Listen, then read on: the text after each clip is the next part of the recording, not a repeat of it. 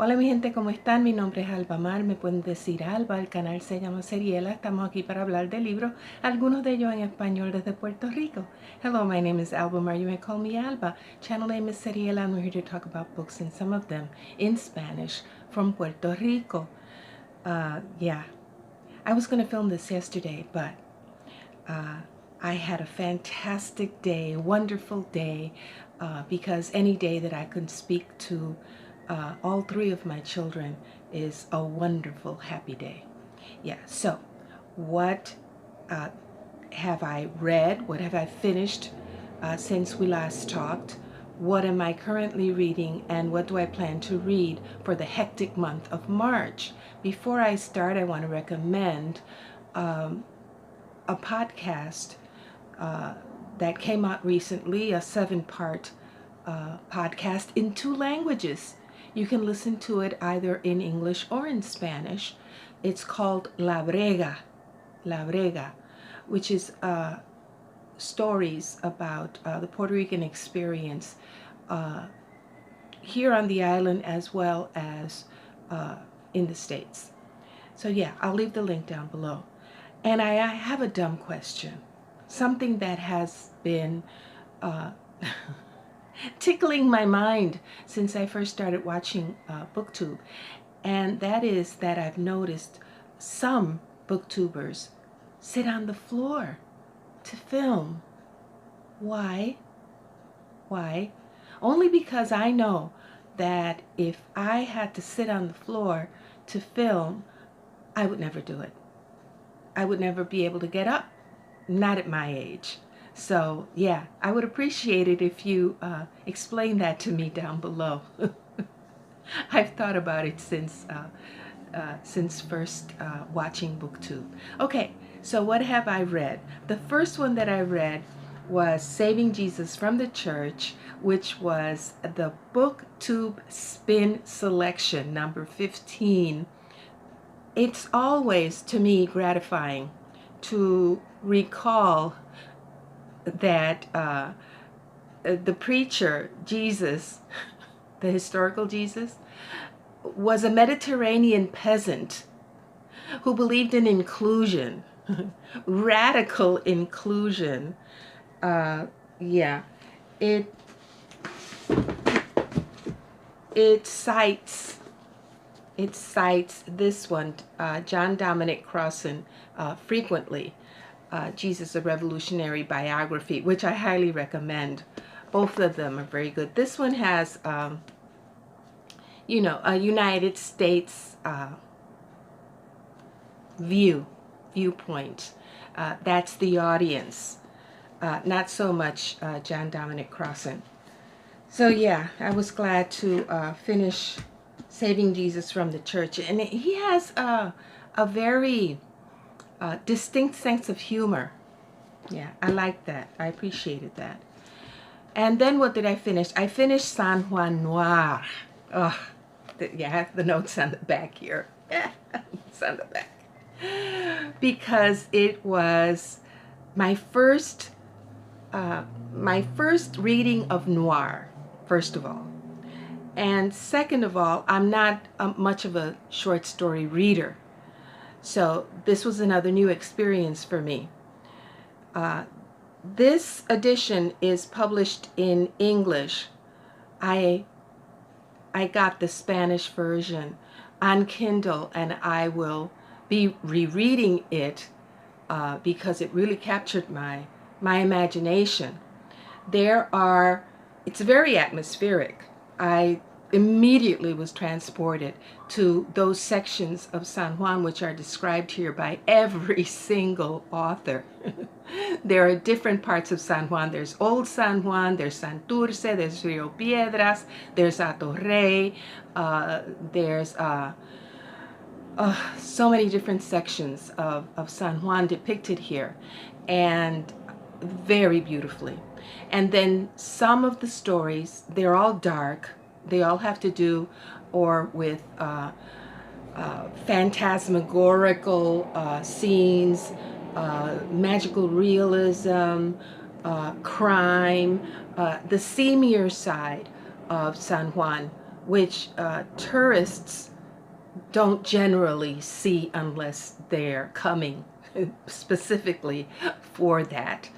Yeah, it was awesome. Of course, some stories stood out more than others, but everyone to me had its impact, and I enjoyed it very much. So it's in English, this one, San Juan Noir, if you want to pick it up.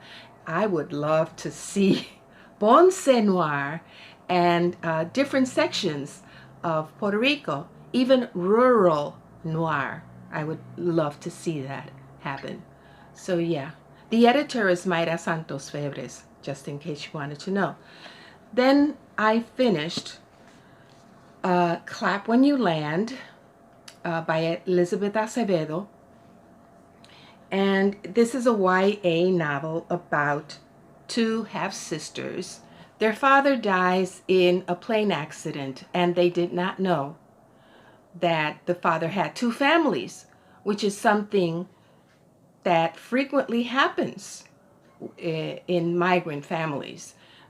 There's one family in the new country and one family in the old country, and sometimes the two don't meet or know about each other.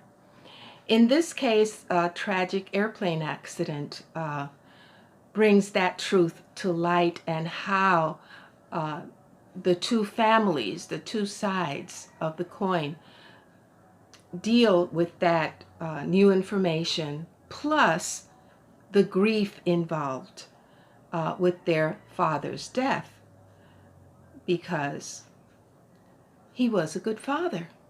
Despite everything, he was a good father. So it's a complicated subject, and I could tell that it was a YA novel because of the treatment, you know, the ending, and, you know, that you would expect of a YA novel. I would love to see this treated in a more adult novel and see what happens there, because it's a very painful topic for a lot of people, those dual families, yeah, and the implications that are involved. For example,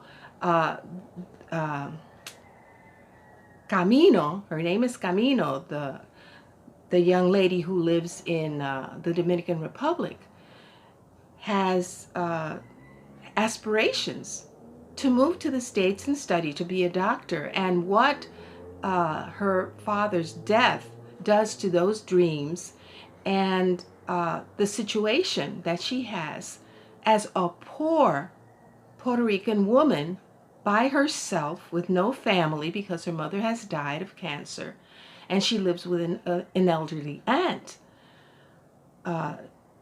Yeah, I appreciated, especially appreciated, the depiction of life in the Dominican Republic where she lived. Yeah, so thank you very much to my daughter for this edition of Clap When You Land. Yeah, I enjoy Elizabeth Acevedo a lot. Not so much YA. That's just me. The next one that I finished was Scenes of Clerical Life by George Eliot, which was her first published book. They are 3 distinct stories which tied together by the theme of clerical life, the clerics who were involved in each of the stories. Yeah, cried in the first one, cried in the last one, and I'm going to refer you to Kim's magnificent review, because we had a group on Voxer who read this together, and yeah, appreciated everybody's input. I read the Penguin Classics, and the introduction and the appendix are also very illuminating and really added to my appreciation of the masterful George Eliot. So yeah, if you haven't read Scenes of Clerical Life, read it and expect to be as excited about her writing ability from the very first. From the very first. Yeah, it's just fantastic. Scenes of Clerical Life. Can't wait to continue with George Eliot. The next one I think is going to be Adam Bede. Yeah. So, I've been watching, and I'll link that down below, Saturday classes with Karen Hunter and Dr. Carr. Dr. Carr is a professor of African American Studies, and they were discussing the film Judas and the Black Messiah, and Dr. Carr recommended reading the book The Assassination of Fred Hampton before watching the movie, which is what I did. And this book, The Assassination of Fred Hampton, is riveting to me. It was riveting because I love courtroom drama. And it is mostly about the aftermath of the assassination of Fred Hampton at the age of 21 by the Chicago police. And part memoir of one of the attorneys at the People's Law Office in Chicago that took on the mammoth task, 13-year task, of taking the civil rights case to court. And the outcome of those 13 years of struggle to acquire justice for the survivors of that raid. It was... I even cried in parts of this one also because of the frustration. It was like reading Just Mercy again. Yeah. Yeah, the phone's still on. I highly recommend reading the book before or after the movie, because frankly, after reading the book, and I was on the edge of my seat most of the time, the film was anticlimactic after I read the book, frankly. Yeah. Nothing against the movie, nothing against the actors, right? But to me, what happened afterwards speaks volumes about the justice system here in the United States as far as Black people and people of color are concerned. So yeah, highly recommend The Assassination of Fred Hampton. And I also finished reading at last The Dead Are Rising, the biography of Malcolm X, written by Les Payne over a span of, I think, 25, 30 years, and finished upon his death, upon his passing, finished by his daughter, who had been collaborating with him throughout. Now, The Dead Are Rising, to me, in comparison to the autobiography of Malcolm X, was, more enlightening because he interviewed, Les Payne interviewed so many people for more information about Malcolm X, his ideological evolution. He interviewed 3 family members at least.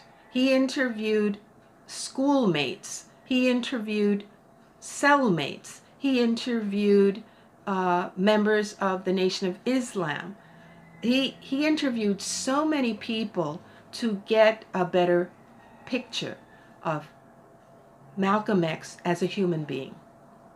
I also highly, highly recommend The Dead Are Rising. The Dead Are Rising refers to what the Nation of Islam considers people who are awakening to the truth of what happens to black people in the United States. And upon acquiring consciousness, it's as if the dead are rising. That's how I understood it. So that's what I read. And what am I currently reading? I'm currently reading this one that I held up a little while before. Piri Thomas, Down These Mean Streets. So I have to, first of all, I had to restore this book. I had to restore it. It was bent like this, and then I had to press it. I pressed it for 48 hours, and I added some paper to strengthen it anyway. And then I put contact paper on the top. I was going to DNF it because it's like dude bro lit during that time in which P.D. Thomas grew up in Spanish Harlem.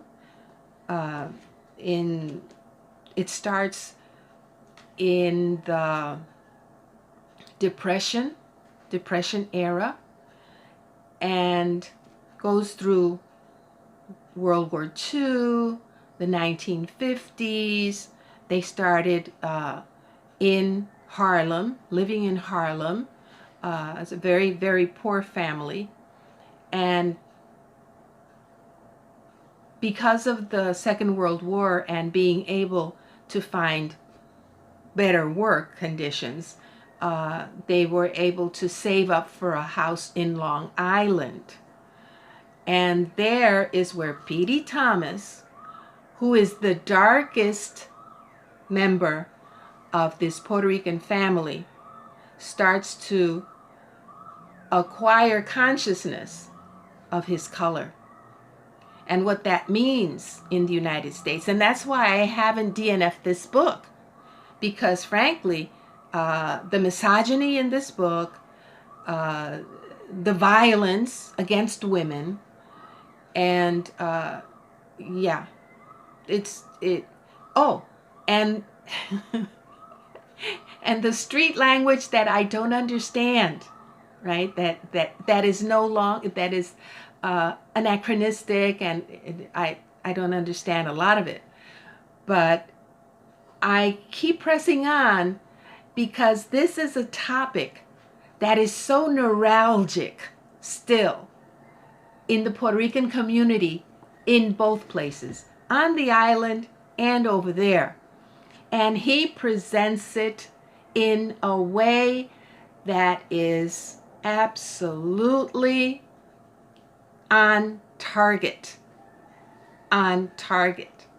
This is such a thorny issue still in Puerto Rico.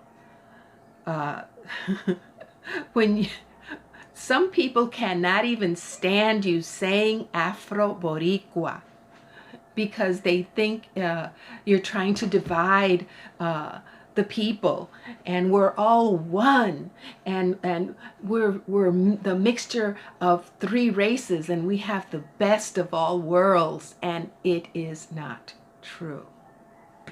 Ask P.D. Thomas. And he does a great job of describing what happens within the Puerto Rican family, with his own brother, father, mother, the denial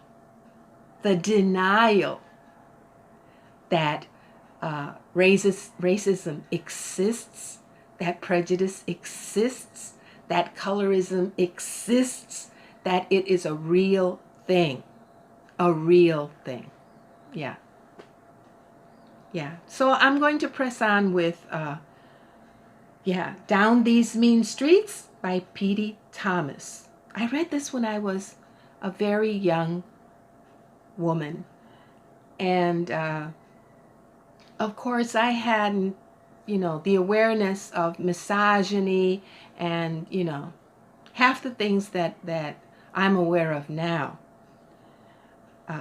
Homophobia, the homophobia in here is horrific. But I still want to see how he addresses that racial issue, and if he ever, how he comes out of it, how he resolves it for himself.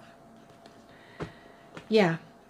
So what am I going to read for March? Oh, I finished part 3 of these truths, which is what we had for this section. It covers from 1866, after the Civil War, to 1945. That's a whole lot of stuff. So for the nonfiction, for that, I am going to, I'm showing you this because this is how I received Black Power USA by Lerone Bennett, a Dr. Carr recommendation. Yeah, which talks about Reconstruction from a Black author's point of view. I took off this dust cover, the dust jacket, which is falling apart, and I have the book here.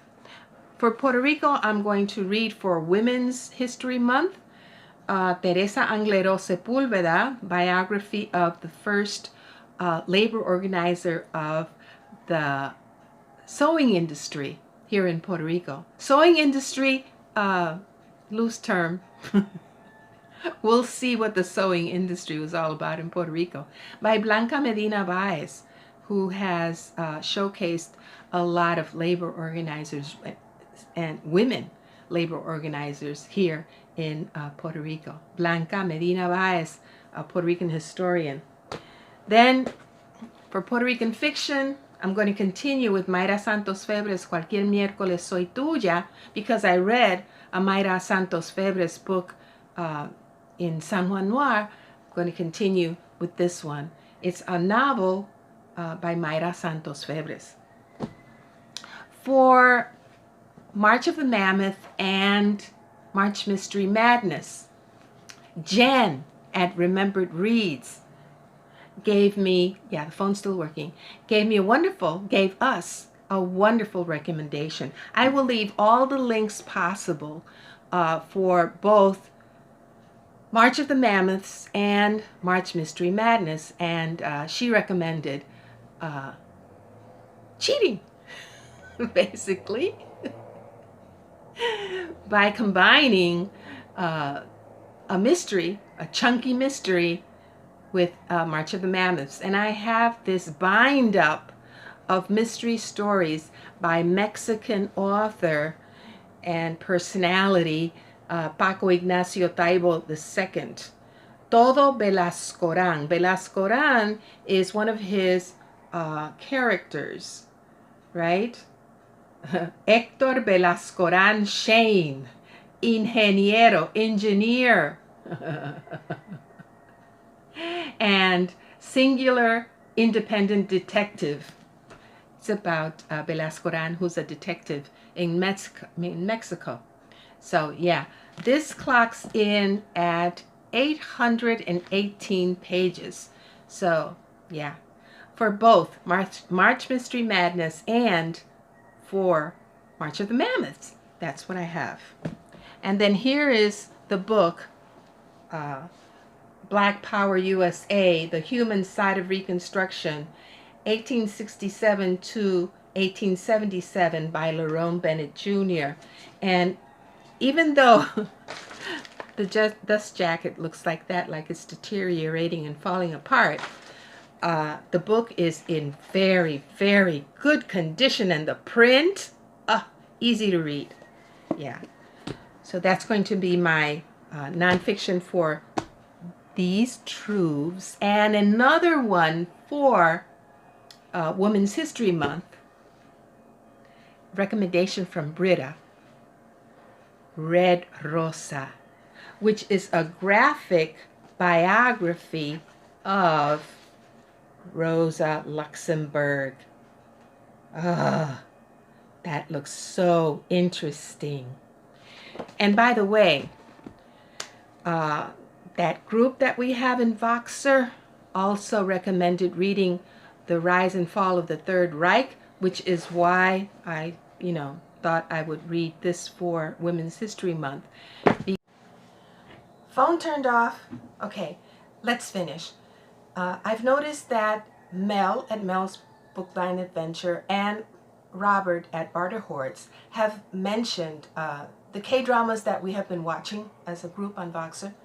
And I wanted to mention, too, that I've seen a part from that group, and I want to recommend. One is called The Light in Your Eyes, which is about a 24-year-old, unemployed, frustrated young lady who lives with her parents and her brother, and one day awakens to find herself in an elderly body. One of the very few times in which I've seen K-drama, or any media, frankly, deal with aging and, and the themes surrounding aging. The plot twist I should have seen coming, but I didn't. Took me completely by surprise. A very moving drama. Highly recommended. And another one, historical drama. I love historical dramas. Even though this one I had to suspend for a while because I knew it was going to have a sad ending, which it did. The Nakdu Flower, which is historical, valga la redundancia, of the Dong Hak peasant revolution of 1894 to 1895, which set the stage for the Japanese invasion. And it was a pretty well done look at all the social and class situations that led to the Japanese invasion of Korea.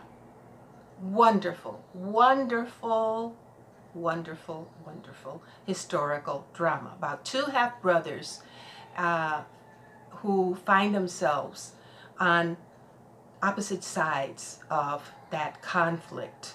Yes, wonderful. Before I leave, Blood Honey, this is the t-shirt you wanted to see.